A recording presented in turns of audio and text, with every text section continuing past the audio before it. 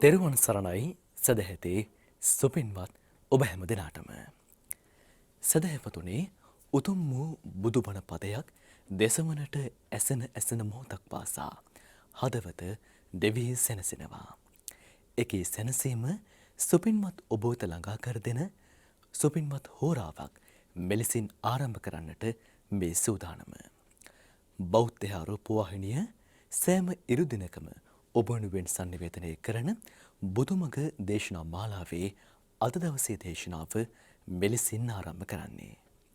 මේ උතුම් වූ දේශනාව උදෙසා සිදු කළා වූ ආරාධනයෙන් අදත් ධම්සභා මණ්ඩපයට වැඩම කොට වදාළ පින්වත් ස්වාමීන් වහන්සේ ලබනෝරෝ කන්ද අරණ්‍ය සේනාසනයෙහි ධර්මාචාර්ය පූජනීය මාංකඩවල සුදස්සන පින්වත් ස්වාමීන් වහන්සේ අපි හැමදෙනාම සාදු නදින් නමස්කාර පූරකව ධම්සභා මණ්ඩපයේ වෙත පිළිගනිමු.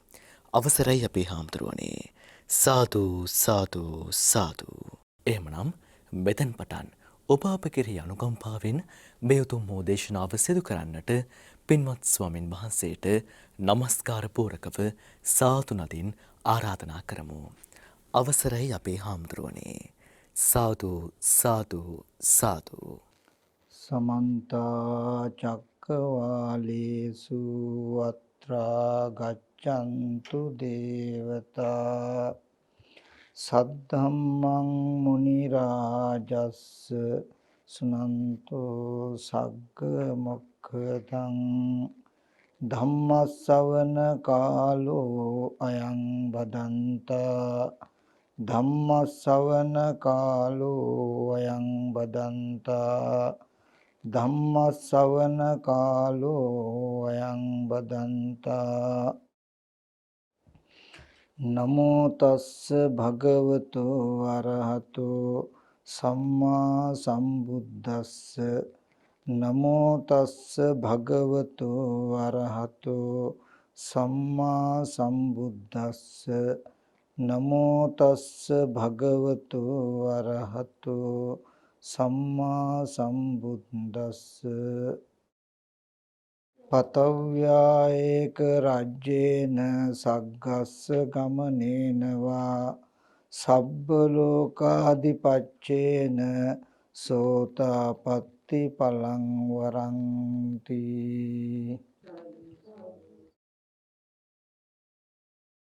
සදා පූජනීය වන්දනීය මහා සංඝරත්නයන් අවසරයි. ශ්‍රද්ධා බුද්ධ සම්පන්න කාරුණික පින්වත්නි, මේ පින්වත් සියලු දෙනා දැන් මේ සූදානම් වෙන්නේ ලෝතර මාමෑණි බුදුරජාණන් වහන්සේ අපි කෙරෙහි අනුකම්පාවෙන් දේශනා කළ ඒ සසර දුක්ගිනි නිවෙන සද්ධර්මයෙන් බිඳක් ශ්‍රවණය කරන්නට. ඒ නිසා හැම දිනාටම මුලින්ම මතක් කරනවා තමන්ගේ සිත නොයෙක් අරමුණු වල දුවන්නට නොදී ඊ타ත්ම වමනාවෙන් ඊ타ත්ම ඕනෑකමින් මේ දේශනාව ශ්‍රවණය කරන්නට කියලා. ඒ වගේමයි අද දවසේදී ඊ타ත්ම වටිනා දහම් කරුණු ටිකක් පැහැදිලි කරලා දෙන්න මම උත්සාහවත් වෙනවා. මේ දේශනාව ඔස්සේම හිත මෙහෙවමින් ඊ타ත්ම වමනාවෙන් ඕනෑකමින් මේ දේශනාව ශ්‍රවණය කළොත් තමන් ලැබු මනුස්ස ජීවිතය තමන්ට හිස් නොවන ඊ타මත් වටිනා දහම් රසක් උපදවා ගන්න පුළුවන් වෙයි කියලා මම හිතනවා. ඒ නිසා මේ දේශනාව හොඳින් ශ්‍රවණය කරන්නට කියලා නැවතත් මතක් කරනවා. විශේෂයෙන්ම අද දවසේදී මට මතක් කරන්නට හිතුනේ පැහැදිලි කරලා දෙන්න ඕනේ කියලා හිතුණා. යම් කිසි කෙනෙක් මේ සසර ගමන සසර දුක අවසන් කරනවා නම් අවසන් කරගන්න වෙන්නේ චතුරාර්ය සත්‍ය අවබෝධ වීමෙන්. එතකොට අන්නේ චතුරාර්ය සත්‍ය අවබෝධය ඇති කරගන්නට අවශ්‍යම කාරණාව මොකක්ද කියන කාරණාව තව පැත්තකින් ගත්තොත් යම් කිසි කෙනෙක් දිට්ඨි සම්පන්නෙක් වෙනවා නම් දර්ශනයෙන් යුක්ත කෙනෙක් වෙනවා නම් ඒ දර්ශනයෙන් යුක්ත කෙනෙක් වෙන්නේ කුමන ආකාරයේ දර්ශනයක් දැකීමෙන්ද කියන කාරණාව පැහැදිලි කිරීමට. ඉතින් ඒ සඳහා තමයි මම අද මාතෘකා වශයෙන් ඊට උචිත ගාථාවක් මාතෘකා කළේ. ඒ ගාථාවෙන් පෙන්වන්නේ පතව්‍යායක රජයෙන් මුළු පොළොවටම අධිපති එකම චක්‍රවර්ති රජ කෙනෙක් වෙනවටත් වඩා සග්ගස්ස ගමනේනවා. ඒ කියන්නේ ස්වර්ගයට දිව්‍ය ලෝකයට යනවටත් වඩා සබ්බ ලෝකාධිපත්‍යයෙන් මුළු තුන් ලෝකයටම අධිපති මහා බ්‍රහ්මයා වෙනවටත් වඩා සෝතාපට්ටි ඵලම් වරක් සෝවාන් ඵලයේම ඊටමත් උතුම් කියලයි මේ ගාථාවෙන් පෙන්වන්නේ. එතකොට මුළු පොළොවටම අධිපති චක්‍රවර්ති රජ කෙනෙක් වෙනවට වඩා ඒ වගේම දෙදොලොවට අධිපති සක්‍ර දෙවියෝ සක්‍රේක් වෙනවටත් වඩා මුළු තුන් ලෝකෙටම අධිපති කියා ගන්නා වූ මහා බ්‍රහ්මෙක් වෙනවටත් වඩා සෝතාපට්ටි සෝවාන් ඵලය බොහොම ශ්‍රේෂ්ඨයි වටිනවා කියලා. ඒකෙන් පෙන්වන්නේ අනිත් කුමන ලෝකෙ තුල ශ්‍රේෂ්ඨත්වයකට පත් උනත් ඒ කර්ම විපාකයේ අවසන් වෙලා ආපහු සසරට එන්න පුළුවන්. නමුත් යම්කිසි කෙනෙකුට මේ ධර්මයේ දකින්න පුළුවන් නම් සෝවාන් ඵලයටපත් වෙන්න පුළුවන් නම් නියතු සම්බෝධි පරායනෝ එපමණකින්ම එයා නිවනට නියත වෙච්ච කෙනෙක් මේ සසර දුක අවසන් කරගත්ත කෙනෙක්. ඒකයි බුදුරජාණන් වහන්සේ දවසක් මුං ඇට 7ක් පමණ වෙන ඊටාම චූටි ගල් කැට 7ක් අරගෙන වික්ෂුන් වහන්සේලාගෙන් අහනවා මහණෙනි මේ මුං ඇට 7ක් පමණ වෙන ගල් කැට 7ද වඩා ලොකු මේ හිමාල පර්වත රාජයාද? ස්වාමීන් භාග්‍යතුන් වහන්සේ මේ මුං ඇට 7ක් පමණ වෙන මේ ගල් කැට ඊටාමත් චූටි ස්වල්පයයි.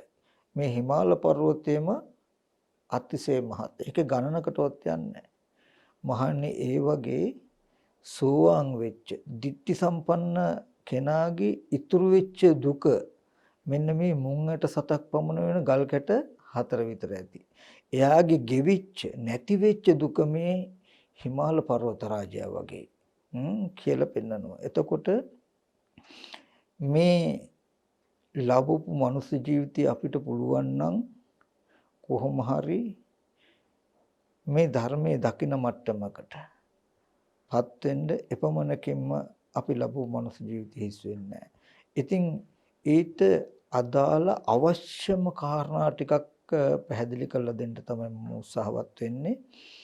එතනදී අපි දන්නවා මේ ශාසනයේ තථාගතයන් වහන්සේ පෙන්නපු ප්‍රතිපදාවෙන් ප්‍රහාණය කටයුතු කෙලස් තියෙනවා.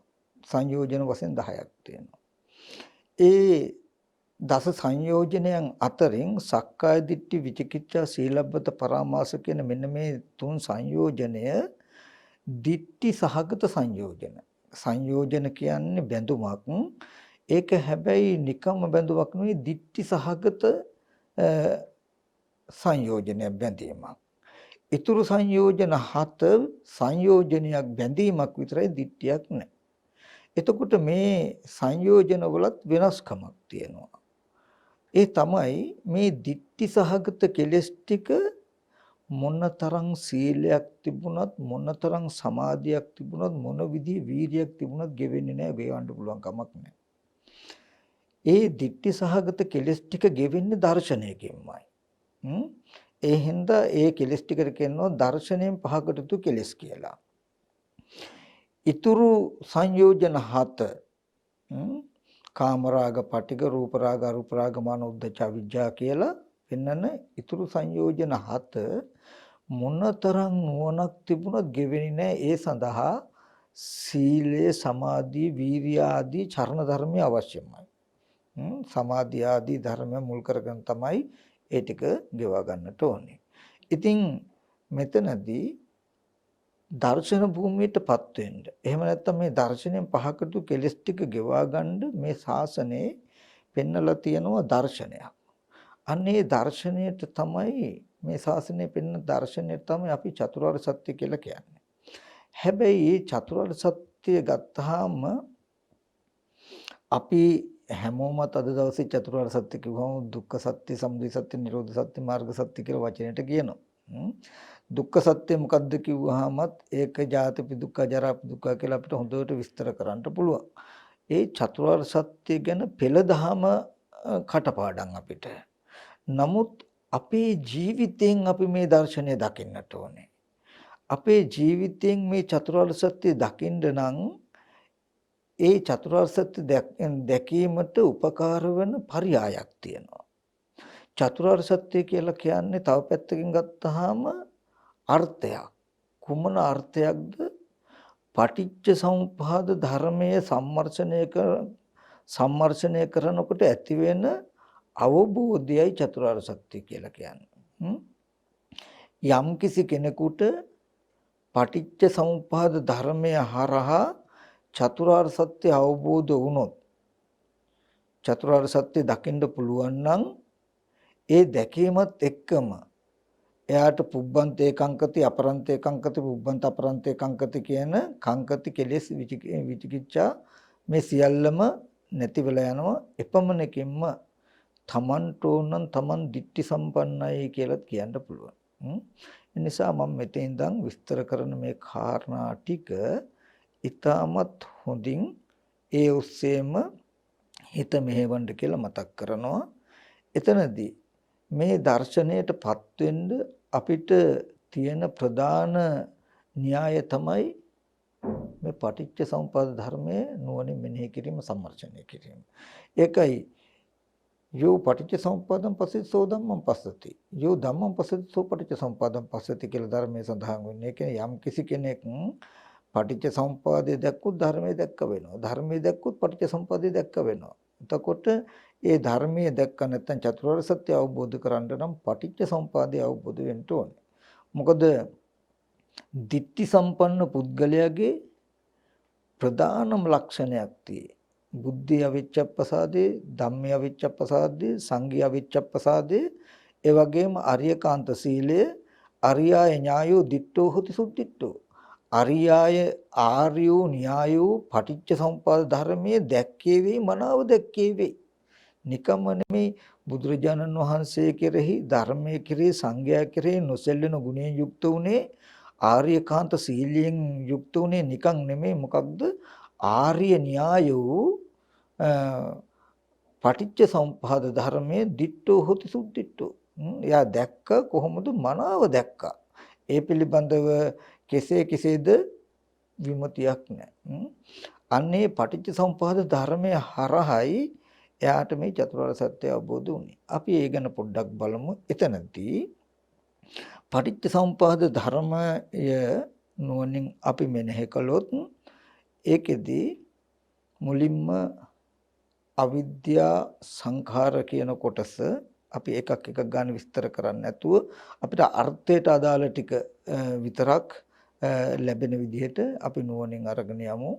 ඒ කියන්නේ පෙර ආත්ම භාවයක පෙර ජීවිතයක අපි කොතනක හරි හිටියානම් අවිද්‍යාවෙන් කරන ලද කර්ම, අපි මිනිසෙක් වුණාම මිනිසෙක් වෙන්න නම් පෙර ජීවිතයකල අවිද්‍යාවෙන් කරන ලද කර්ම තමයි මේ අවිද්‍යා සංකාර කියලා කියන්නේ.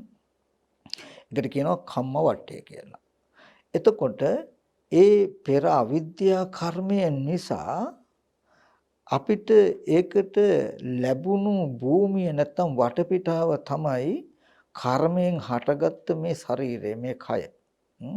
එහෙම නැත්නම් තව පැත්තෙන් ගත්තොත් අපිට කියන්න පුළුවන් මේ සවිඥානික කය පෙර කර්මයට විපාකයක්. ඇහැ, කන, දිව, නාසය, ශරීරය, මනස කියන මේ සිතයි කයයි දෙක ගත්තාම පෙර අවිද්‍යා කර්මයට හටගත්තු විපාක ධර්මතාවයක්. එතනදී හොඳට මෙන්න මෙතන අපි සිහිය පිහිටවන්නට ඕනේ, නුවණ පිහිටවන්නට ඕනේ. පෙර අවිද්‍යාව කියලා කියන්නේ සත්වයක් හෝ පුද්ගලයෙක් නෙවෙයි. අවිද්‍යාව කියන්නේ ඇත්ත ඇති හැටි නොදන්නාකම කියන ධර්මතාවයක්. අවිද්‍යා පත්‍ය සංකාර. අවිද්‍යාවයි ප්‍රත්‍ය උනේ කර්ම කරන්න නම්.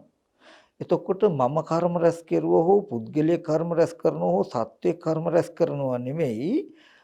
අවිද්‍යාව නැමැති ධර්මතාවය නිසා තමයි මේ කර්ම සකස් වෙනවා කියන ධර්මතාවය වෙන්නේ. සංකාරපච්චය විඥානං. එතකොට ඒ කර්මය නිසා නම් ප්‍රතිසන්දි විඥානය හටගන්නේ. කර්මය කියනකොට අවිද්‍යාව නැමැති ධර්මතාවයෙන් හටගත්ත දෙයක් නම් ඒබඳු ධර්මතාවයකින් හටගත්ත විපාකයක් තමයි ප්‍රතිසන්දි විපාකසිත. එතකොට මේ තව සත්වයක ඉපදිලා හෝ පුද්ගලයෙක් ඉපදිලා හෝ අපි උපන්න නෙමෙයි. සංකාරපච්චය විඥානං කියනකොට පෙර කර්මය නිසා මේ ප්‍රතිසන්දිසිත. ඒ ප්‍රතිසන්දිසිත මේ රූපයට පැමිණියට පස්සේ මේ රූපය හැදිලා තියෙන්නේ මව්පියන්ගේ ලේ ධාතුව නිසා, ඒ වගේම කන බොන ආහාර නිසා, පඨවි ආපෝ තේජෝ වායෝ කියන සතර මහා ධාතුන් යුක්ත මේ කය තමයි සවිඥානික වෙලා තියෙන්නේ. එතකොට දැන් මෙතන තියෙන්නේ පෙර අවිද්‍යා කර්මයට හටගත්ත ප්‍රතිසන්දි සිතත් කන බොන ආහාරයෙන් හැදුණු සතර මහා ධාතු රූපයත් කියන මෙන්න මේ ධර්මතා දෙක තමයි අපිට මේ කය නැත්තම් අපි කෙනෙක් කියලා හිතන තැනක තියෙන ධර්මතාවය. එතකොට මේ කයේ ස්වභාවය, මේ රූපේ ස්වභාවය තමයි හොඳට මතක තබා ගන්නට ඕනේ. ඒ ප්‍රතිසන්දි විඥානයේ බැසගත්තේ සතර මහා ධාතු රූප කලාපයකට. එතකොට කන බොන ආහාරය නිසා නැවත නැවත මෙහෙන් රූපය වර්ධනය වුණා. සිතේ තියෙන කර්මජ ගතිවලට චක්කුසෝත ගාන ජීව කාය කියන ප්‍රසාද ටික ඇති වෙලා මේ තන දක්වා මේ රූපය වර්ධනය වුණේ කන බොන ආහාරයෙන්. එතකොට මෙතනදී පෙර අවිද්‍යා කර්මයට විපාක හැටියට හම්බ වෙච්ච නාම රූප දෙකක් යන ගණයට යනවා අපේ මේ කය. එතකොට සිතයි කයයි. කය කියනකොට සවිඥානික කය. හැඟීම් දැනෙන කය නාම රූප දෙකක් යන ගණයට යනවා. එතෙන්දී හොඳට මතක තබා ගන්නට ඕනේ මෙතන සත්ත්ව පුද්ගල ආත්ම භාවයෙන් යුක්ත කිසිම ධර්මතාවයක් නැහැ. මම අර ප්‍රත්‍ය ටික පෙන්වුවේ ඒකයි. අවිද්‍යාව නැමැති ධර්මතාවය තමයි හේතු වුනේ කර්ම රැස් වෙන්න. කර්මය නැමැති ධර්මතාවයේ හේතු වුණා ප්‍රතිසන්දි විපාක සිත හට ගන්න. ප්‍රතිසන්දි විපාක සිත හේතු වුණා මේ කය නාම රූප ආදී භාවයෙන් මේ සම්මිශ්‍ර වෙන්න. කියන්නේ කයට යමක් ගැටුණාම දැනෙන බව ඇති වෙන්න, සවිඥානික වෙන්න, කය සවිඥානික වෙන්න හේතු වුණා. ඒ නාම රූප වෙච්ච එක හේතු වුණා මේ ඇහැ කන දිව නාසය ශරීරය කියන ආයතන ටික හැදෙන්න. කියලා එකින් එක ධර්මතාවයක්. එතකොට මෙන්න මේ පෙර අවිද්‍යා කර්ම කියන තැනට කියනවා කම්ම වට්ටය කියලා. මේ ප්‍රතිසන්දි විඥානයේ තියෙන තැන විඥාන නාම රූප සලආයතන පස්ස වේදනා කියලා පටිච්ච සම්පදායේ මෙන්න මේ අංග පහ පෙන්වන තැනක තියෙන්නේ කර්මයට හටගත් ආයතන ටිකත් ඒ ආයතන ටික නිසා හටගන්න විපාක ධර්මතාවයනුත් කියන මේ ටික මෙතන සත්ව පුද්ගල ආත්ම භාවයෙන් තොර අනාත්ම වූ නාම රූප ධර්මතාවයක් තියෙනවා. මේ විපාක ස්කන්ධ ටික. එතකොට අපි ඒක තේරෙන විදිහකට ගත්තොත් කිව්වොත් ශරීරයක් අරගෙන අපි බෙදීමකට ලක් කළොත් කෙස් ලොම් නියදත් සම්මස් නහර ආදී තද ස්වභාවයෙන් කොටස් 20ක් අපිට හම්බ වෙනවා. ඒ තද ස්වභාවයෙන් කොටස් 20 පඨවි ධාතුව. පඨවි කියලා කියන්නේ තද රළු කර්කශ ස්වභාවයට අපිට තේරෙන විදිහට අපි ගත්තොත් පස් කියලා කිව්වොත් පස් ටික හුඹහක හෝ ගඩොළු කැටයක තියෙන පස් ටික ගත්තොත් ඒ පස් ටික සත්‍ය පුද්ගල කියලා කියන්න බෑනේ. ඒ වගේමයි කෙස්ලොම් නියදත් සම්මස් කියන මේ තද කොටස් 20 පඨවි ධාතුවට පස් වලට සමාන කරලා දකින්න. ඊට පස්සේ මේ පෙර අවිද්‍යා කර්මයෙන් හැදුණු මේ කයේ පෙර අවිද්‍යා කර්මයෙන් හැදුණු මේ කයේ තියෙන පිත්ත සෙම සැරව ලේ දහඩිය කියන ටික ආපෝ කියලා කියන්නේ ගලන වැగిරෙන බැඳෙන ස්වභාවය. ලිඳක වැවක පොකුණක තියෙන වතුර ටික සත්‍යක් පුද්ගලෙක් හැටියට දැක්කොත් හරිද අපි? නෑ, වැරදි. ලිඳක වැවක පොකුණක තියෙන වතුර ටිකක් මිසක ස්වභාව ධර්මයක් මිසක ඒ තුල සත්වයක් හෝ පුද්ගලයෙක් හෝ සත්ව පුද්ගල ස්වභාවයක් මොන විදිහටවත් නැහැ. ඒ වගේමයි පෙර අවිද්‍යා කර්මයට හැදුණු මේ කයේ පිත්ත සෙම සැරව ලේ දහඩිය මේද තෙල් කඳුළු උරුණු තෙල් කෙල සොටු සඳ මිදුළු මුත්‍රා කියලා ගලන වැగిරෙන ස්වභාවයුක්ත කොටස් 12ක් තියෙනවා. එතකොට ඔන්න දැන් තද ස්වභාවයෙන් පස් වලට අයිති කොටස් අපි 20ක් කතා කළා පෙර අවිද්‍යා කර්මයට හැදුණු මේ කයේ. පෙර අවිද්‍යා කර්මයට හැදුණු මේ කයේ ගලන වැగిරෙන බැඳෙන ස්වභාවයෙන් යුක්ත කොටස් 12ක් තිබුණා. ඊට පස්සේ සූර්ය රශ්මියක හෝ ගිනි ගොඩක හෝ තියෙන උෂ්ණයක් ගන්න. ඒ උෂ්ණ ස්වභාවයේ සත්වයක් හෝ පුද්ගලයෙක් කියලා අපිට කියන්න බෑනේ. ස්වභාව ධර්මය. ඒ වගේමයි මේ ශරීරයේ තියෙනවා කන බොන ආහාර පාන දිරවන උෂ්ණත්වයක් තියෙනවා. ශරීරයේ පැවැත්මට අයිති උෂ්ණත්වයක් තියෙනවා. මේ ශරීරයේ කෙස් පැහෙන එතකොට හැම රැලි වැටෙන මේ වගේ ඉන්ද්‍රිය මුහු කරන උෂ්ණත්වයක් තියෙනවා. ඒ තේජෝ ස්වභාවයත් උෂ්ණ ස්වභාවයත් ගිනි ගොඩක තියෙන උෂ්ණ ස්වභාවය සමානයි. පෙර අවිද්‍යා කර්මයට හැදුණු. ඊට පස්සේ බාහිර ගස්වැල් පෙරළමින් සොලෝමින් හමන හුළඟක් ගන්නකො වායු ස්වභාවයක්. ඒ වායු ස්වභාවයේ සත්‍යයක් හරි පුද්ගලයෙක් හරි කියලා දැක්කොත් අපි හරිද? නෑ. එහෙනම් ඒ වායු ස්වභාවය ස්වභාව මාත්‍රයක් මිසක සත්පුද්ගල ආත්ම භාවයෙන් තොරයි.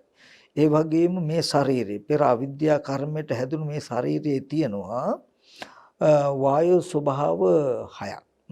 ආස්වාස ප්‍රස්වාස වාතය, මල මුත්‍ර බැහැර කරන අදෝගම් වාතය, ඉක්කා ඔක්කාරය වගේ ගති එන උඩ දිශාවට අමන වාතය, කන බොන ආහාර පාන කුස ආමාශය ඇතුලේ පෙරළලා දිරවීමට උපකාර කරන කොට්ටාස වාතය.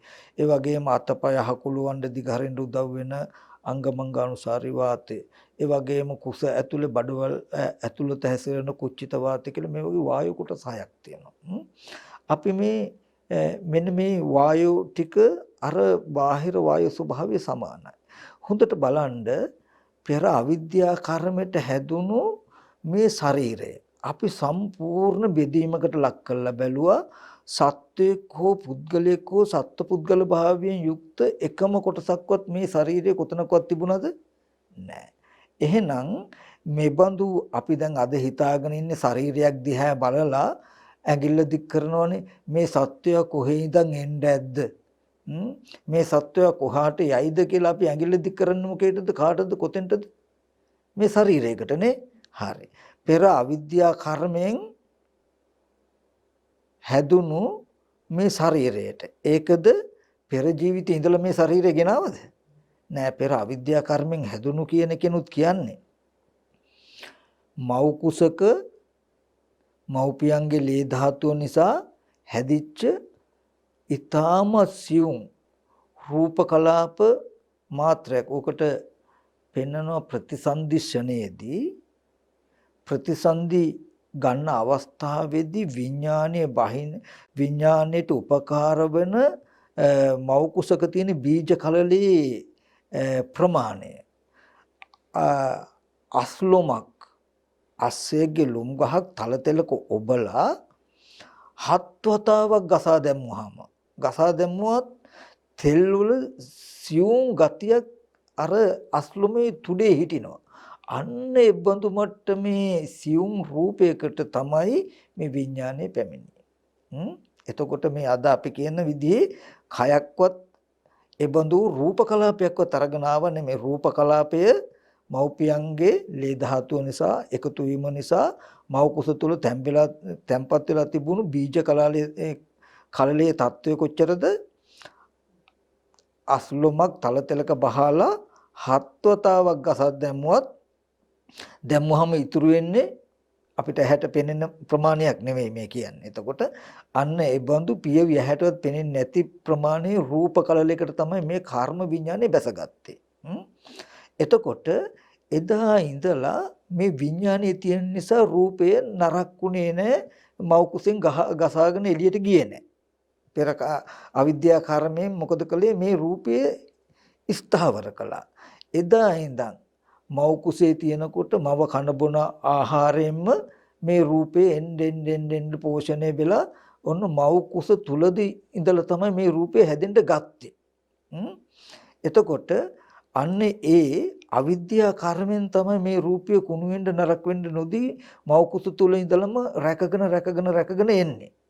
අදටත් එහෙමයි. අවිද්‍යා කර්මෙන් හටගත්ත මේ චිත්තචෛසික ටික කොයි වෙලාවක හරි පිට වුණොත්, හිත නිරුද්ධ වුණොත් මේ කය පවතීද? පවතින්නේ නැහැ. ඒ නිසාමයි මේ නැවතත් අවිද්‍යා කර්මෙන් හටගත්ත කය කියලා කියන්නේ. නායම් භික්ඛවේ කායෝ තුම්හාකං නාපි අඤ්ඤේසම් පුරාණ මිදම් භික්ඛවේ කම්ම. මහණෙනි මේ කය නුඹලගෙත් නෙමෙයි, නාපි අඤ්ඤේස තව කෙනෙකුගෙත් නෙමෙයි. පුරාණ මිදම් භික්ඛවේ කම්ම. මහණෙනි මේ පුරාණ කර්මෙන් හටගත්තේ. මොකද මේ කර්මය තමයි මේ කය නොනැසී පවතින ආධාර කරලා තියෙන්නේ. උපකාර කරලා තියෙන්නේ. ඒ පුරාණ කර්මයට හටගත්ත චිත්තචෛසික ටික. ඒ පුරාණ කර්මයට හටගත්ත චිත්තචෛසික ටික මේ කය කුණු වෙන්නේ නරක වෙන්නේ නැති වෙන්න උපකාරයි. ඊට පස්සේ මේ කය ඒ චිත්තචෛසික ටික පවතින උපකාරයි. කර්මයට හටගත්ත චිත්තචෛසික ටිකට පවතින කය උපකාරයි. කය පවතින හිත උපකාරයි. හරියට බටමිටි දෙකක් වුණොන්ට හේතු කරලා තිබුණාම මේ බටමිටිය වැටෙන්නේ නැතු අනිත් එක නිසා පවතින, අනිත් බටමිටිය වැටෙන්නේ නැතු අනිත් එක නිසා වුණොන්ට උපකාර පවතිනවා වගේ මේ නාම ධර්ම රූපයටත් රූප ධර්ම නාමයටත් වුණොන්ට උපකාරව තමයි මේ දෙන්න පවතින්නේ. එතකොට එතන තිබුණේ ධර්මතාවයක් කියන එක පෙන්වන්නයි මම මේ ශාරීරිය සම්පූර්ණම බෙදලා ධාතු ස්වභාවයකට පෙන්වන්නේ.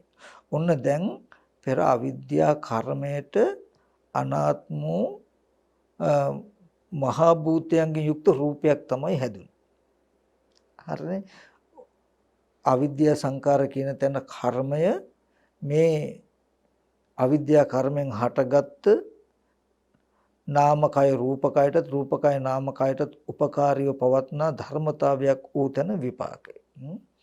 මෙන්න මේ කය අපි කියමු දැන් අපේ ඇස් ඉදිරි පිටට හම්බ වෙන්නේ ඔන්න ඔය වගේම පෙර අවිද්‍යාවට හැදුණු බාහිර කයක්.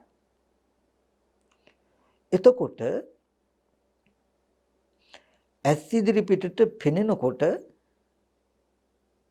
පෙනෙන තැනක තියෙන්නේ අවිද්‍යා කර්මයට හටගත්තු විපාක රූපයක් පෙනෙන්නේ. දැන් විපාක ධර්මතාවයක්. විපාක රූප කියලා කියන්නේ කර්මය නිසා හටගත්ත විපාක චක්කු විඥාන ආදී ධර්මතා ටිකකටයි පෙනෙන්නේ.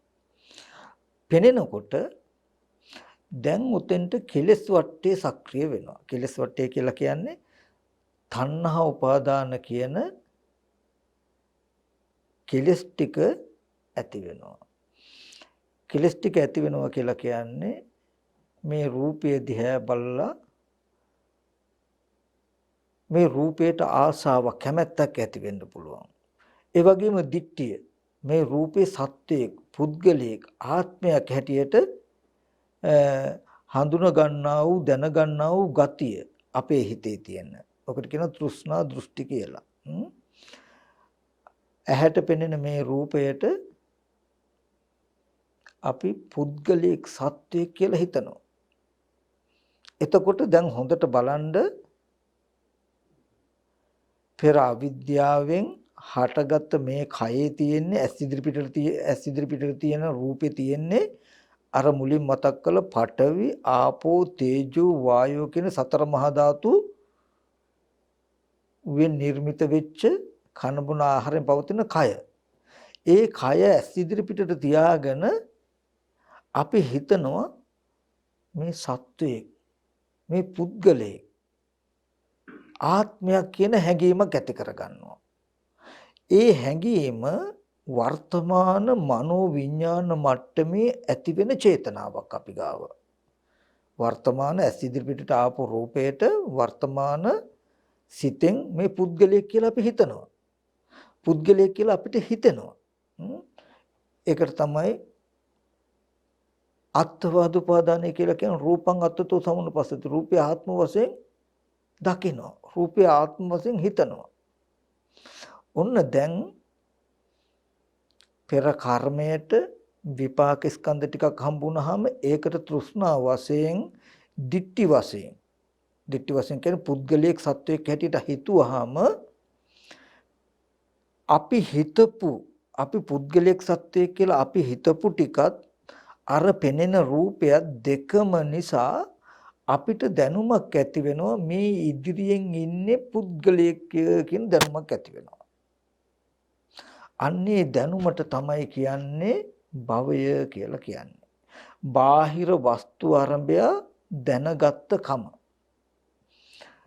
ඒ වගේමයි තමන්ගේ ශරීරයටත් අපි දැක්ක පෙර අවිද්‍යා කර්මයට හටගත්ත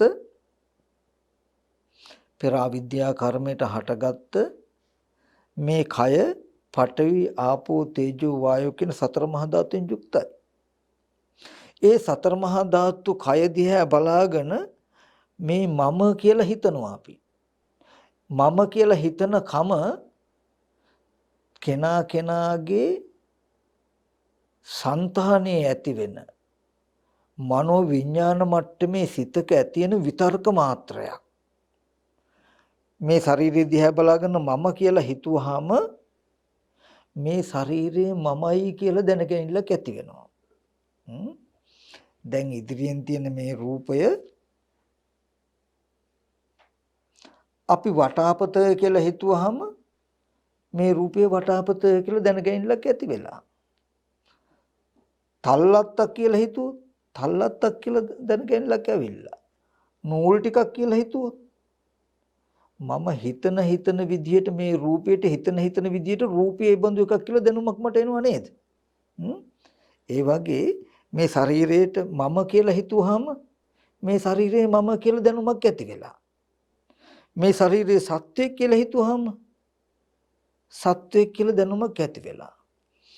ඒ වගේ ඇහැට පෙනෙන මට්ටමේ පෙනෙන තැන දක්වාම ආධ්‍යාත්මික ඒ කියන්නේ තමන් කියන කය පැත්තෙත් බාහිර තියෙන අනිත් කයවල් පැත්තේ තිබුණේ පෙර අවිද්‍යා කර්මයට හටගත්ත අර මුලින් කිව්ව පඨවි කොටස් පස් ස්වභාවයට අයිති තද ස්වභාවයට අයිති කොටස් 20 ආපෝ ගලන වැగిරෙන ස්වභාවයට අයිති කොටස් 12 දවන තවන දිරවන තේජෝ ස්වභාවයට අයිති කොටස් 4 හමන පිම්බෙන හැකිලෙන ස්වභාවයෙන් යුක්ත වායෝ කොටස් 6 කියන මෙන්න මේ ධාතු ස්වභාවයෙන් නිර්මාණය වෙච්ච කයවල ටිකක් තමයි ආධ්‍යාත්මිකත් බාහිරත් ඇස් ඉදිරිපිටට එන්නේ. ආධ්‍යාත්මික කය දිහා බලාගෙන මම කියලා හිතුවාම මේ සතර මහා ධාතු රූප මිටියේ මම කියලා දැනුමක් ඇති වෙනවා. බාහිර රූපේ හිතාගෙන ඉන්නකොට මේ පුද්ගලයෙක් මේ සත්වයෙක් මේ සුනිල් මේ නිමල් මේ කමල් කියලා අපි එක එක ප්‍රඥාප්තියෙන් හිතනකොට ඒ රූපේ එබඳු පුද්ගලයෙක් කෙනෙක් කියන දැනුමක් අපිට ඇති වෙනවා. අන්තිමට සමස්තයක් වශයෙන් ගත්තාම පටිච්ච සමුපාදේ තණ්හා උපාදාන කියන ටිකෙන් කියන්නේ ඇස් ඉදිරි පිටට, කන ඉදිරි පිටට, නාසය ඉදිරි පිටට විපාක ස්කන්ධ ටිකක් එනකොට ඒ ටික ආරම්භයා තණ්හා වශයෙන්, ditthi වශයෙන් හිත හසුරන ආකාරය. ඒ කියන්නේ කැමැත්ත ඇති වෙන විදිහට, එහෙම නැත්නම් දෘෂ්ටි ඇති වෙන විදිහට හිත හසුරන ආකාරය. ඒකයි පෙන්වුවේ මේ තණ්හාව කොහෙද උපදින්නේ? සාකෝපනිසා තණ්හා කත්ත උපජ්ජමන උපජ්ජති. කත්ත නිවිසමාන නිවිසති. ඒ තණ්හාව කොහෙද උපදින්නේ? කොහෙද පවතින්නේ? චක්කුන් ලෝකේ පිය රූපං සාත රූපං ඉත්තේස තණ්හා උපජ්ජමන උපජ්ජති. රූපං ලෝකේ පිය රූපං සාත රූපං ඉත්තේස තණ්හා උපජ්ජමන උපජ්ජති. ඇහැ රූප කන ශබ්ද මෙන්න මේ ටිකේ තමයි මේ තණ්හාව උපදින්නේ හා පවතින්නේ. එතකොට තණ්හා උපාදාන කියන මෙන්න මේ පෙනෙන ඇහෙන දෙයට තණ්හා වශයෙන් උපාදාන වශයෙන් හිත හැසිරුවාම ඒ ටිකේ තියෙන ඵලය තමයි, ප්‍රතිඵලය තමයි මොකද්ද? භවය කියලා කියන්නේ. භවය කියලා කියන්නේ මොකක්ද කියලා දන්නවද? අපේ ලෝකේ. අපේ ලෝකේ කියලා කියන්නේ මේ තමයි කාම භූමිය. කාම භවය. දැන් ඕගොල්ලන්ට පින්වතුන්ට මේ ඉන්න පරිසරය වෙන්න පුළුවන්, ගෙවල් දොරවල් තිබුණ හැටි, යාන වාහන, දුව දරුවෝ, නෑදෑයෝ, ඉඩකඩම්, වතු පිටි, ඒ විතරක් නෙවෙයි පාරවල් ගම් ගැන උනත් දැනුමක් මතකයක් තියෙනවා. මෙහෙම දේවල් තියෙනවා කියන හැඟීමක් තියෙනව නේද? මේ ඔක්කොම ආකෘතිය මනස සැකස්මක්. ඔය ඔක්කොම ඇහැ කන දිවනාසය ශරීරය කියන ආධ්‍යාත්මික ආයතන වලට රූප ශබ්ද කියන බාහිර අරමුණු හම්බ වෙච්ච වෙලාවේදී තමන්ගේ හිත තෘෂ්ණා වශයෙන්, දෘෂ්ටි වශයෙන් ඊට මෙහෙයුපු එකේ ප්‍රතිඵලය තමයි මේ බාහිර ලෝකයක් තියෙනවා කියලා දැනුමක් තමන් තුළ ඇති වෙච්ච එක. එතකොට මෙන්න මේ භවය කියන එක ඇතුලේ තමයි සත්ත්ව පුද්ගල ආත්ම භාවයෙන් යුක්ත සියලුම දුක තියෙන්නේ. භවපච්චය ජාති කියනකොට මේ භවය නිසා ඒ සත්ත්ව නිකායෙම ජාතිය ඇති වෙලා මම ඉන්නවා, මගේ අම්මා තාත්තා අයියා අක්කා නංගි මල්ලිය වගේම එකට බණ භාවනා කරන සග්බ්‍රහ්මචාරින් වහන්සේලා කියලා මුළු ලෝකයක්ම ඉන්නවා. මේ ඉන්නේ මෙහෙම අය තියෙනවා කියන හැඟීමක් තියෙන්නේ කෙනා කෙනාගේ මනස තුල පංච උපාදාන ස්කන්ධ ලෝකය කියලා ඔකට කියන්නේ. ඔන්න ඕක තමයි දුක්ඛ සත්‍ය කියලා කියන්නේ. දුක්ඛ සත්‍ය කියන්නේ මෙතන පොඩි වෙනසක් තියෙනවා අපිට හොඳට තේරුම් ගන්න. ධර්මයේ දන්න කෙනා හා නොදන්න කෙනාගේ විශාල මේ පටිච්චසමුපාද ධර්මය දන්න කෙනාගේ හා පටිච්චසමුපාදය නොදන්න කෙනාගේ, චතුරාර්ය සත්‍ය දන්න කෙනාගේ හා නොදන්න කෙනාගේ ප්‍රධාන ලක්ෂණය මතක් කරන්න. ඒ තමයි පටිච්චසමුපාදය දැකලා නැති, චතුරාර්ය සත්‍ය නොදන්න කෙනා ලෝකය දකින්නේ සතර මහා ධාතුවේ තියෙනවා කියලා. ඒ කිව්වේ පුද්ගලයෝ, සත්වයෝ, ගෙවල් දොරවල්, ඉඩකඩම් කියන මේ හැම එකක්ම බලපු, ඒ කියන්නේ පෙනුණු, ඇහුණු අරමුණු පැත්තේ, ඇස් ඉදිරි පිටට ආපු රූපේ පැත්තේ තමයි සත්වයෝ, පුද්ගලයෝ, ආත්මීය අය ඉන්නේ කියන එක තමයි ඒ අයගේ දැක්ම. ඒ කියන්නේ දැන් ඇස් ඉදිරි පිටට ආවේ මොන වගේ රූපයක්ද? කන බොන ආහාරයෙන් හැදුණු, පෙර අවිද්‍යා කර්මයට කන බොන ආහාරයෙන් හැදුණු සතර මහා ධාතු රූපේනේ. හරි. සතර මහා ධාතු රූපයට සත්‍යයේ පුද්ගලයෙක් කියලා හිතලා ඒ රූපේ සත්‍යයේ පුද්ගලයෙක් කියලා අපිට දැනුමක් ආවහම දැන් බාහිර රූපේ පැත්තේ සත්‍යයේ පුද්ගලෙක් ඉන්නවා කියලා දැනුමක් හැදිලා තියෙයි කාටද? අපිට. බාහිර රූපයේ පුද්ගලයෙක් කියලා දැනුමක් අපිට හැදිලා තියෙනවා කියන එක දන්නේ පටිච්ච සමුපාදයේ තේරුණු කෙනෙකුට විතරයි. නැත්තම් අනිත් කෙනා දන්නේ නැහැ බාහිර රූපේ සත්‍යයක් ඉන්නවා කියලා දැනුමක් හැදිලා තියෙනවා කියලා බාහිර රූපය තුල සත්‍යයක් ඉන්නවාමයි කියලා එයා හිතන්නේ. චතුරාර්ය මම කියන එක තේරුම් ගන්න පුළුවන්ද කියලා බලන්න. ඇස් ඉදිරි පිටට ආවේ පෙර අවිද්‍යා කර්මයට හැදුණු පඨවි කොටස් 20කින් ආපෝ කොටස් 12කින් තේජෝ කොටස් 4කින් වායෝ කොටස් 6කින් යුක්ත කනබුන ආහාරයෙන් යුක්ත රූපයක් නම් හොඳට තහවුරු කරගන්න ඒ පඨවි කොටස් 12 ඇතුලේ සත්‍ය පුද්ගලෙක් ඉන්නවා හෝ හිටියද නැහැ. ආපෝ කොටස් 12 ඇතුලේ සත්‍ය පුද්ගලෙක් ඉන්නවා හෝ හිටියා හෝ වෙනවද නැහැ. වායෝ කොටස් 4 ඇතුලේ මේ 6 ඇතුලේ තේජෝ කොටස් 4 ඇතුලේ සත්‍යයක් හිටියා හෝ ඉන්නවා වෙනවද නැහැ. ධාතුවමනේ. හරි. එබඳු සතර මහා ධාතු රූපය ඇස් ඉදිරිපිට තියාගෙන මේ සත්‍යයක් මේ තවත් පුද්ගලයෙක් කියලා අපි හිතුවොත් දැන් හිතන්නේ කවුද? අපිමයි. අපි පුද්ගලයෙක් කියලා හිතුවොත් අර ඉදිරියෙන් තියෙන සතර මහා ධාතු රූපය පුද්ගලයෙක් කියලා දැනුමක් අපිට එනවද නැද්ද? දැන් මේ සතර මහා ධාතු රූපේ මේ පුද්ගලයෙක්. මේ තව සත්වයක් කියන හැඟීමක් අපිට ඇති වුණොත් අපි ගාව තියෙන හැඟීමට අනුව ඒ රූපේ සත්වයක් කියලා අපිම දැනගන්නවා. හරි. දැන් රූපේ සත්වයක් කියලා අපි දැනගන්නවා කියන සිද්ධිය වෙච්ච හැටි අපි දන්නවා. නමුත් ඔහොම සිද්ධියක් රූපේ සත්වයක් කියලා අපි දැනගන්නවා කියන එක අපිට හෙලිපෙහෙලි කරගන්න බැරි වුණොත් අපිට හිතෙන්නේ බාහිර සත්වයක් ඉන්න හින්දා සත්වයා කියලා දැනුමක් ඇති වෙලා කියලායි. කෙටියෙන් ගත්තාම චතුරාර්ය සත්‍ය නොදන්නා ලෝකයක් තුල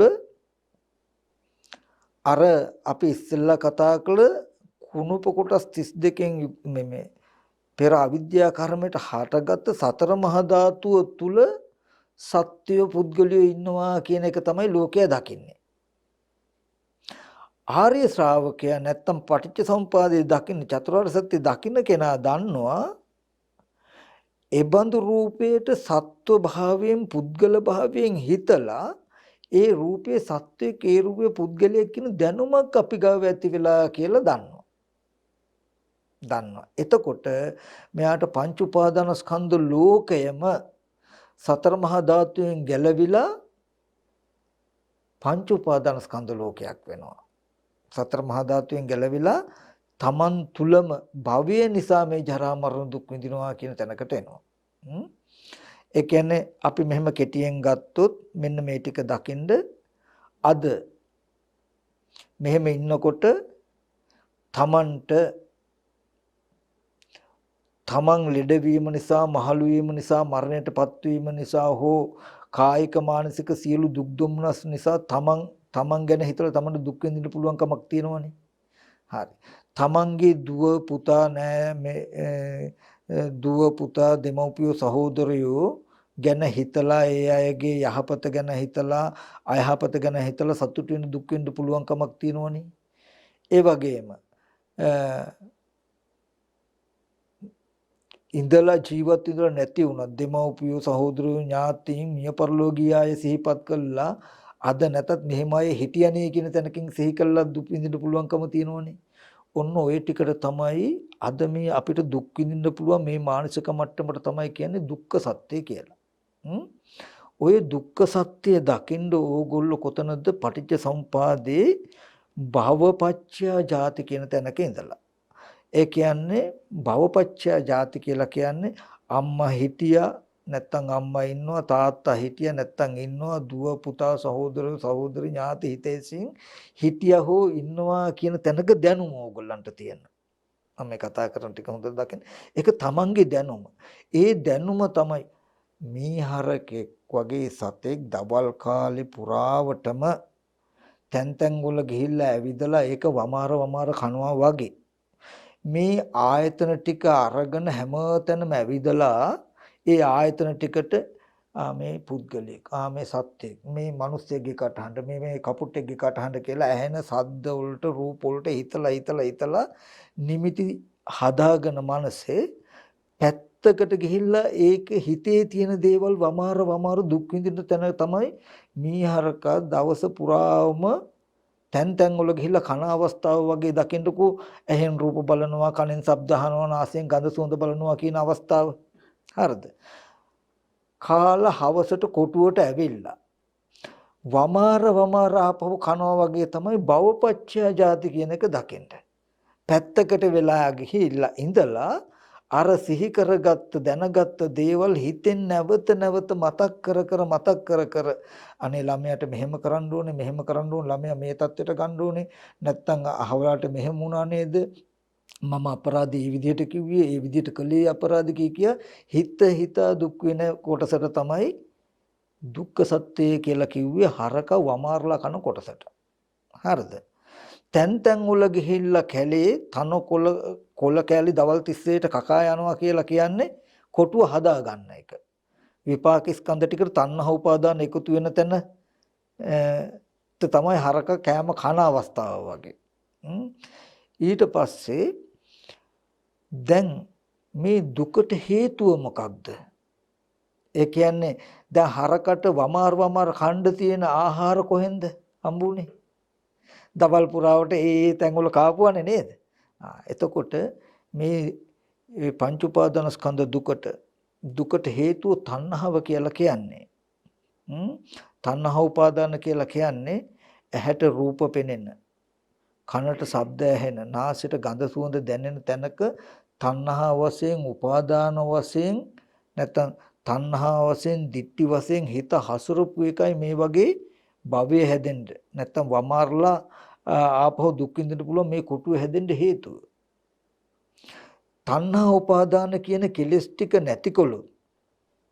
තණ්හා උපාදාන කියන කෙලෙස් ටික නැතිකොළොත් ඒ කියන්නේ මේ හරකා දවස පුරාවටම ගිහිල්ලා ඒ තැන් වල තනකොළ කන එක නැති වුණොත් උට වමාරලා කණ්ඩ යමක් ඉතුරු වෙයිද? හැදෙනවද? නෑ. ඒ වගේ මේ ආයතන ටික හැමතැනම අරගෙන ගිහලා තෘෂ්ණාව වශයෙන්, දෘෂ්ටි වශයෙන් ඒ ආයතන වල පැටලි රස්තිය දුවී ඉන්න මේ ගතිය යම් වෙලාවක නැති වුණොත් මේ දුක් විඳින පංච උපාදානස්කන්ධ ලෝකෙ හිටින්නේ නැහැ.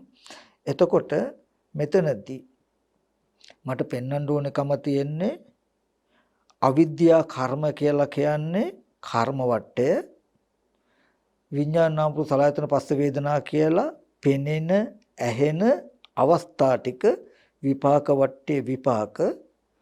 තණ්හා උපාදාන කියන ටික කෙලෙස් වටේ කෙලෙස්. එතකොට කර්ම වටේ විපාක වටේ කෙලෙස් වටේ කියන මේ තුන් වටේ සම්පූර්ණ වෙච්ච තැනක හැදිලා තියෙන දුක්ඛ සත්‍යය. ඒ කියන්නේ මේ පංච උපාදාන ස්කන්ධ දුක හැදෙන්න හේතු වෙලා තියෙන ප්‍රධාන අවස්ථා තුනක්. පෙර අවිද්‍යා කර්මයට විපාක ස්කන්ධ ටික හැදිලා තියෙනවා. ඔන්න අවිද්‍යා කර්ම එක පැත්තක්. ඒකට දෙවනුව හම්බෙලා තියෙන විපාක ස්කන්ධ ටික. විපාක ස්කන්ධ ටිකට තණ්හා උපාදාන කියන කෙලෙස් ටික යෙදුනට පස්සේ අන්න පංච උපාදාන ස්කන්ධ ලෝකය. එතකොට දැන් අද මේ පංච උපාදාන ස්කන්ධ දුක්ඛ කියපු තැන තමයි අපේ ජීවිතය. පටිච්ච සමුප්පාදයේ පංච උපාදාන ස්කන්ධ දුක්ඛ කියන තැන තමයි තව පැත්තකින් ගත්තොත් බහුපච්චය ජාති කියලා කියන්නේ වමාර කන තැන. ඕක තමයි අපේ ජීවිතය. උතන තමයි සියලු දුක් ටික. හැබැයි දුකට හේතු ටික තියෙන්නේ ඒ කියන්නේ බලන්න හොඳට මම දුක් විඳින්නේ පුද්ගලයෙක් ගැනනේ, සත්වයෙක් ගැනනේ, දරුවා ගැන, දෙමව්පියෝ ගැන, ඥාති හිතේසින් ගැනනේ. හරි. බලන්න පෙර අවිද්‍යා කර්ම ඒ කියන්නේ පෙර ජීවිතයේ ඉඳලා මෙතෙන්ට සත්වයෙක් ඇවිල්ලා ආවද කියලා බලන්න. පෙර අවිද්‍යා කර්මයට හටගෙන තිබුණේ මොකද්ද?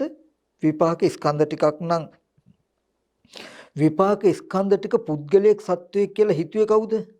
අපි නම් හිතලා පෙනෙන හැන පැත්තේ පුද්ගලයෙක් සත්වයෙක් ඉන්නවා කියලා අපිට දැනුමක් ඇති කරගෙන තියෙයි නම් දැන් සත්වයෙක් සත්ව පුද්ගල සංඥාවක් අපි ගාව තියෙනවා. හැබැයි මේ සත්වය පුද්ගලයා කර්මය විපාක කෙලෙස් කියන ධර්මතා ටිකක එකතුවකින් හැදිච්ච සිද්ධියක් මිසක පෙර කොහෙවත් ඉඳලා ගෙනාව නෙමෙයි. ඊට පස්සේ අද මේ පුද්ගල භාවයේ ඉඳලා දැන් අද පුද්ගල භාවය අපිට මේ මම තව සත්වයේ පුද්ගලයෝ ඉන්නවා කියලා දුක් වෙවි සතුට වෙවි ඉන්නවා. මේ පුද්ගල භාවය හැදුනේ මෙන්න මෙහෙම නේද? මේ පුද්ගල භාවයේ දුක නැති වෙන්නේ මෙහෙම නේද කියලා එක හොයාගන්නේ නැති වුණොත් මේ පුද්ගල භාවයේම පිළිහිටලා අපි කර්ම රැස් කරගන්නවා. ඇයි? අපිට හිතෙන්නෙම තව සත්වයක් ඉන්නවා පුද්ගලයෙක් ඉන්නවා කියලා ඉන්න සත්වයා කෙරේ එක්ක කැමති එක්ක අකමැති. අද ලෝභ දේශ මොහ සත්පුද්ගල භාවයෙන් අද ලෝභ දේශ මොහ හදාගත්තොත් මොකද වෙන්නේ? අද අවිද්‍යාවෙන් කර්ම රැස් කළොත් මතුවටත් මේ අද අවිද්‍යා කර්මයට හදාගන්න අවිද්‍යාවෙන් හදාගන්න කර්ම ටිකට මතු විපාක ස්කන්ධ ටිකක් හම්බ වෙයි. උන ආයෙත් පුද්ගලයෙක් කියන්නේ. එදාටත් විපාක ස්කන්ධ ටිකට තණ්හා උපාදාන කියන කෙලෙස් ටික යෙදුනහම ඒ කියන්නේ තෘෂ්ණා වශයෙන් සත්පුද්ගල භාවයෙන් හිතන දිට්ටි වශයෙන් ස්කන්ධ ටිකට හිතුවාම එදාටත් ඒ ස්කන්ධ ටික සත්‍ය පුද්ගලික කියන හැඟීමේ. එදාට සත්‍ය පුද්ගල භාවයේ දුක විඳි. හැබැයි මෙහි ඉඳන් සත්‍යයක් ගියේ නැහැ.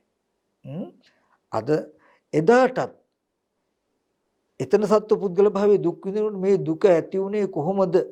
කර්මයට විපාක ස්කන්ධ ටිකක් ඇති වෙලා විපාක ස්කන්ධ ටිකට පුද්ගල භාවයේ ඇති වෙන විදිහේ කෙලස් ටිකක් යොදාගත්ත නිසා මේ පුද්ගල භාවයක් ඇති වෙලා නේද කියලා දැනුම එදාටත් නැති වුණොත් එදාටත් පුද්ගල භාවයේ ඉඳලා කර්ම රැස් කරගන්නවා. ඒ කර්මයට ආයත් විපාක ස්කන්ධ ටිකක් හැදෙනවා. මේ අවිද්‍යාවේ කෙලවරක් නැහැ. මේ පටිච්ච සමුප්පාද ධර්මතාවයේ කෙලවරක් නැහැ. මෙන්න මේ ටික දැක්කොත් දික්ටි සම්පන්න කෙනාගේ ප්‍රධානම ලක්ෂණයක් දකිනවා. ඒ තමයි පෙර අවිද්‍යා කර්මයට හටගත්ත විපාක ස්කන්ධ ටිකක් කියලා දකිනවා. විපාක ස්කන්ධ ටික හොඳටම අනාත්මයි කියලා පැහැදිලි යාට. අනාත්ම ස්කන්ධ ටිකට ඇත්ත නොදන්නා කම නිසා ආත්ම විදියට හිතනවා. හිතලා ආත්ම විදියට දැනගන්නවා. අනාත්ම ස්කන්ධ ටිකට සත්‍යයක් පුද්ගලයෙක් ආත්මයක් කියලා හිතනවා. හිතලා ආත්මයි කියලා දැනගන්නවා. දැන් එතකොට තව සත්වයේ පුද්ගලයෝ ඉන්නවා ආත්මයක් තියෙනවා කියලා දැනගැනිල්ලක් ඇති වෙලා. මේ දැනගැනිල්ල තමයි දුක ගෙනත් දෙන්නේ. මේ දැනගැනිල්ල හැදුනේ මෙන්න මෙහෙම නේද කියලා එයා දන්නේ නැත්නම් ඒ ආත්මීය දැනගැනිල්ල ඇත්ත වෙනවා. ඇත්ත වෙලා ආපහු වර්තමානයේදී ඉන්න පුද්ගලයෝ ගැන කැමැත්තෙන් රාගය, අකමැත්තෙන් ද්වේෂය, පුද්ගල භාවය තුල මෝහය, අදත් රාග දේශ මොහ කර්ම රැස් කරගන්නවා. ඒ කර්මයට හේතු එයා දන්නවා. අද කර්ම රැස් කරගත්තොත් ආයත් විපාක ස්කන්ධ ටිකක් ලැබෙනවා. එතකොට දිට්ඨි සම්පන්න පුද්ගලයා හොඳටම දන්නවා පටිච්ච සමුප්පාද ධර්මය හරහා කර්මයට විපාක ස්කන්ධ ටිකක් ලැබුණ අනාත්මයි. විපාක ස්කන්ධ ටිකට අනාත්ම විපාක ස්කන්ධ ටිකට ආත්ම විදිහට පෙන්නන කෙලෙසියක් යෙදුනහම තණ්හා උපාදාන කියලා කියන්නේ වටිනා විදිහට පුද්ගල භාවය හැඟවෙන විදිහට වර්තමානයේ කෙලෙසියකින් ඇසුරු කළාම සත්වය පුද්ගලයෝ ඉන්න වටිනා නොවටිනාකම් තියෙන ලෝකයක් පිළිබඳ දැනුමක් Taman තුල හැදෙනවා. ඔන්න දැන් වටිනා නොවටිනා කමෙන් යුක්ත සත්ව පුද්ගල ආත්ම භාවයෙන් යුක්ත ලෝකයක් පිළිබඳ තියෙන දැනුම තමයි දුක ගෙනත් දෙන්නේ. දුකට හේතුව හැටියට එයා දකින්නේ වටිනා නොවටිනා කමට හිතපු ආත්ම දෘෂ්ටිය පුද්ගල භාවය ඇති වෙන විදියට හිතපු කෙලෙසියයි මේ දුකට හේතුව කියලා දකින්නේ. ඒ කෙලෙස් ටික ඇති උනේ කොතනද? විපාක ස්කන්ධ ටිකේ. විපාක ස්කන්ධ ටික ඇති උනේ කොතනද? පෙර අවිද්‍යා කර්මය. අවිද්‍යා කර්මයට හටගත්තු විපාක ස්කන්ධ ටික චක්කුං අනත්තා, රූප අනත්තා, සෝතං අනත්තා, සද්ද අනත්තා. අනාත්මමයි විපාක ස්කන්ධ. අනාත්ම වුණාට ඇහැට පෙනෙන රූපයට ආත්ම විදියට නම් හිතුවේ, කනට ඇහෙන ශබ්දයට ආත්ම විදියට නම් හිතුවේ. අන ඒ ආත්ම විදියට හිතන එක තමයි තණ්හා උපාදාන කියලා කියන්නේ. භවය හැදුනේ කොහොමද? පුද්ගලයෙක් ඉන්නවා කියන දැනුම. ශබ්දයේ පුද්ගලයෙක්ගේ කියන දැනුමක් තමයි අපිට හැදිලා තියෙන්නේ, භවය හැදිලා තියෙන්නේ. භවපච්චය ජාති. දැන් භවය නිසා ජාතිය වෙනකොට ඒ කියන්නේ මට සිහි කරන්න තියෙන්නම පුද්ගලයෝ ගැන. ඒ සත්වය ගැන, පුද්ගලයෝ ගැන. ඒ සත්ත්ව පුද්ගලයන් නිසා එන ජරා මරණ දුකමයි මට විඳින්න තියෙන්නේ. එතකොට දැන් සත්ත්ව පුද්ගල භාවයේ දුක තියෙයි. දුකට හේතුව මේ පුද්ගල භාවයේ සත්ව භාවයේ වටිනාකම ඇති වෙන විදිහට හිත මෙහෙයවපු කම කියලා දකිනවා. පුද්ගල භාවයේ සත්ව භාවය නිසා එන දුක පවතින්නේ නැහැ. පුද්ගල භාවය ඇති වෙන විදිහට වටිනාකම ඇති වෙන විදිහට සිත මෙහෙයුවේ නැත්තම් තණ්හා උපාදාන කියන කෙලෙස් නැති වුණොත් මේ දුක හිටින්නේ. ඒ නිසා එයාට කරන්න ඉතුරු වෙන්නේ එක දෙයයි මොකද්ද? එහෙනම් පෙර අවිද්‍යා කර්මයට හටගත්තු විපාක ස්කන්ධ ටික පිරිසිදු දැක්ක යුතුයි. මොකද ඇහැ කියන්නේ මොකද්ද? රූපය කියන්නේ මොකක්ද? කන කියන්නේ මොකක්ද? ශබ්ද කියන්නේ මොකක්ද කියලා පිරිසිදු දැක්කනම් ඇස් ඉදිරි පිටට එන රූපය පටවියාපෝ තේජෝ වායෝ කියලා සතර මහා ධාතුයි කියන එක පිරිසිදු දැක්කනම් මම කෙනෙක් පුද්ගලයෙක් කියලා උපාදාන වශයෙන් ගන්නවද? ගත්තේ නැත්නම් පෙනෙන පැත්තේ පුද්ගලයෙක් කියලා හිතලා මට දුක් වෙන්න තියෙන ඉඩයි හිටිනවද? හිටින්නේ නැහැ. ඒ නිසා මෙතෙන්දී මට කෙටියෙන් මතක් කරන්න තියෙන්නේ ditthi සම්පන්නයාගේ ප්‍රධානම ලක්ෂණය තමයි පටිච්ච සමුප්පාද ධර්මය හරහා කර්මය නිසා විපාක, විපාක නිසා කෙලෙස් නිසා දුක් සහගත ලෝකේ උපන්නා. දුකට හේතුව කෙලෙස් ටික නැතිකොළොත් දුක නැති වෙනවා කියලා මේ පටිච්ච සමුප්පාද සිද්ධිය හරහාම ලෝකයේ දකිනවා. එතකොට ඒකම තියෙන විශේෂය තමයි පුබ්බන්ත ඒකාංකතින. ඒ කියන්නේ මේ අද දුක් විඳින සත්‍ය පුද්ගලයා කොහෙවත් ඉඳන් ආවේ නැහැ. විපාක ස්කන්ධ ටිකට කෙලෙස් ටිකක් එකතු කරලා පුද්ගල භාවය හදාගෙනයි දුක් විඳින කියලා දන්නවා. මේ සත්‍ය පුද්ගලයා කොහටවත් යන්නේත් නැහැ. අද පුද්ගල භාවය ඉඳලා කර්ම රැස් කරගත්තොත් මතු විපාක ස්කන්ධ ටිකක් ඇති වෙලා ඒකට කෙලෙස් යෙදිලා එදාට පුද්ගල භාවය උපදවාගෙන දුක් විඳීම මිසක මේ පුද්ගලයා ගිහිල්ලා දුක් විඳිනව නෙමෙයි කියලා එයා හොඳට පුද්ගල භාවයත් දන්නවා. පුද්ගල භාවයේ දුකක් දන්නවා. හැබැයි පටිච්චසමුප්පාද ධර්මයක් කියලා දන්නවා. ඒ හින්දා පුබ්බන්ත ඒකාංකති අපරන්ත ඒකාංකති නේ. අපි පෙර හිටියනම් කොහේ ඉඳද්ද, කොහොම ඉඳද්ද, අපි අනාගතේ උපදීද, කොහේ උපදීද කියන කතා එයා දකින්නේ. මෙතන දුක් විඳිනවා පුද්ගල භාවයේ. හැබැයි ඒ දුක ඇති වෙච්ච හැටි දකිනවා. මතුවටත් අද අවිද්‍යාව නැති නොකොලොත් මදුවටත් කර්ම රැස් වෙලා මතුවටත් දුක එනවා, පේනවා පුද්ගල භාවය. හැබැයි මෙහි ඉඳන් ගිහිල්ලත් නෙමෙයි. පටිච්ච සමුප්පාද ධර්මය හරහා දුකට හේතුව තණ්හාව නැතිකොලොත් දුක නැති වෙනවා කියන එකක් දකිනවා. ඒ දුක් විඳින පුද්ගලයා කෙනා කොහෙවත් ඉඳන් ආවවත් කොහාටවත් යනවවත් නෙමෙයි. මේ පෙර අවිද්‍යා කර්මයට හටගත්තු විපාක ස්කන්ධ ටිකට කෙලෙස් ටිකක් උපදවා ගැනීම ගත්තේ කියන ටික දකිනවා. මෙන්න මේ ටික තේරෙනවා නම් තේරුම් ගන්න පුළුවන් නම් තමන්ටම තමන් ditthi සම්පන්නයි කියලා කියන්න උනත් බය වෙන්න ඕනේ. මොකද මේ ආර්ය න්‍යාය මනාව දැක්ක කෙනෙක් එයාට පෙරපසු පිළිබඳව කිසිම සැකයක් හිටින්නේ නැහැ. ඉතින් ඒ නිසා මෙන්න මේ ධර්මතාවය තමයි මට අද දවසේදී විශේෂයෙන් මතක් කරලා දෙන්න ඕනේ.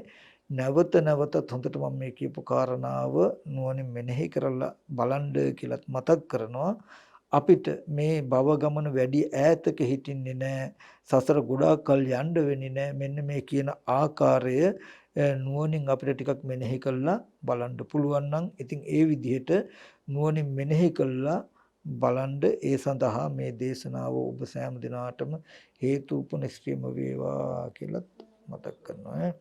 දැන් අපි මේ දේශනාව තුළින් ජනිත වෙච්ච කුසලයන් අනුමෝදන් කටයුතු තැන් වලට අනුමෝදන් කරමු. විශේෂයෙන්ම ලෝකයේ සම්බුද්ධ ශාසනයත් මේ පින්වතුන්වත් ඔබ අප සියලු දෙනාවත් ආරක්ෂා කරන්න ශාසන මාර්ගස්ථකාරක සිල් දෙවියෝ මේ පින් අනුමෝදන් වෙත්වා කියන තැනකින් ආකාසට්ඨා චුම්මට්ඨා දේවා නාග මහිත්‍තිකා පුඤ්ඤන්තං අනුමෝදිත්වා චිරන් රක්ඛන්තු බුද්ධ ශාසනං ආකාසට්ඨා චුම්මට්ඨා දේවා නාග පුඤ්ඤන්තං අනුමෝදිත්වා චිරන් රක්ඛන්තු බුද්ධ ශාවකං ආකාසට්ඨා චුම්මට්ඨා දේවා නාග මහිත්‍තිකා පුඤ්ඤන්තං අනුමෝදිත්වා බෝධියන්තු සිවම් පදං. ඒ වගේම මේ ඉමක් කුණක් පරක් තරක් නැති අතිදීර්ඝ සංසාරේ අපිට ඊතර වෙන්න තියෙන මේ සද්ධර්ම නැමැති ප්‍රඥා ආලෝකේ ලබා ගන්නට අද මේ දේශනාව සඳහා හේතු වෙන මේ දේශනාව සඳහා විශේෂයෙන් බොහොම ශ්‍රද්ධාවෙන් බැතිබර දායකත්වයේ සපයනවා ඒ ඕස්ට්‍රේලියාවේ මෙල්බන් නුවර පදිංචි බණ්ඩා ඉලංගරත්න මහත්මයා හා දිලිනි හසිනි දුවරු දෙදෙනා ඇතුළු පවුලේ සියලු දෙනාම මේ දේශනාව සඳහා විශේෂ දායකත්වයේ සපයනවා ඒ ඉලංගරත්න මහත්මයාගේ සත් ප්‍රාර්ථනාවකුත් තියෙනවා ඒ තමයි මීට ටික කලකට ඉහතදී කලුරිය කළා වූ තමන්ගේ ආදරණීය මව ආර්.එම්. බණ්ඩාරමණිකේ ආදරණීය මෑණියන්ටත් ඒ වගේම භව ප්‍රාර්ථ වෙච්ච එම්.ඩබ්ලිව්. රම්බණ්ඩා පියාණන්ටත් ඒ වගේම එම්.බී. අත්තනායක තමන්ගේ මාමණ්ඩිට ඇතුළු වර්ග પરම්පරාගත සියලුම ඥාතින්ට පින් අනුමෝදන් කරන්න මේ දේශනාව තුළින් ජනිත වෙච්ච මේ සියලුම කුසල ධර්මයන් ඒ ඉලංගරත්න මහත්මයාගේ ආදරණීය මෑණියන්ටත් පියාණන්ටත් ඒ වගේම මාමාටත් ඇතුළු වර්ග પરම්පරාගත සියලු ඥාතින්ට මේ පින් අනුමෝදන් කරන අනුමෝදන් වෙත්වා ඒ අය සුඛී සුවපත්ව නිවන සැනසෙත්වා කියලා අපි අයටත් පින් අනුමෝදන් කරනවා ඒ වගේම ඒ අපේ පින්වත් බණ්ඩාර ඉලංගරත්න මහත්මයාගේ ආදරණීය නැන්දනීය වූ සුජීවත්ව වාසය කරන ගුණරත්න මැණිකේ නැන්දනීය ඇතුළු සුජීවත්ව වාසය කරන පවුලේ අනිත් සියලු දෙනාටත් නිදුක් නිරෝගී සුවපත් භාවයේ චිරජීවනයේ ප්‍රාර්ථනා කරනවා ඒ සේම වේවා කියලා අපි තාසෙන්සනය කරනවා බණ්ඩාර ඉලංගරත්න මහත්මයාටත් ඒ වගේම දూరు දෙදෙනා ඇතුළු පවුලේ සියලු දෙනාටත් ඒ වගේම මේ දේශනාව සඳහා දේශනාව ශ්‍රවණය කළා පින්වත් සියලුම දෙනාටත් මේ කුසල ධර්ම හේතුවෙන් නිදුක් නිරෝගී සුවපත් භාවයේ චිරජීවනී වේත්වා ඒ වගේම උතුම් වූ චතුරාර්ය සත්‍ය අවබෝධ කරගන්නට මේ දේශනාව හැම දිනාටම හේතුපනිෂ්ඨයම වේවා කියලා